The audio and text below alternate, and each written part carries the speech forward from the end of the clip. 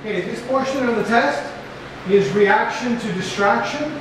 I'm going to have the two of you with your dogs walk around the room, casually walk around the room, while others are going to walk through or go through with whatever equipment they have, and the dogs, cannot react to the equipment. During that time as well, there will be a couple of loud noises.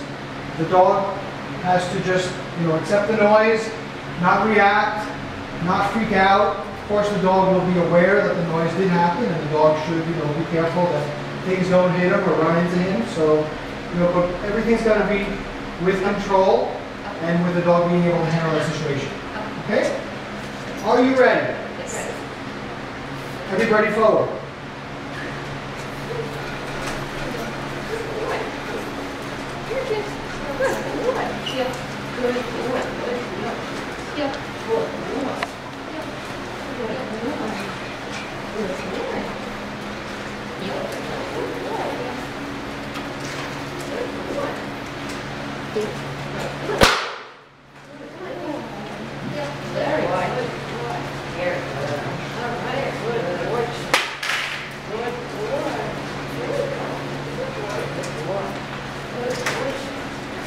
Exercise finished.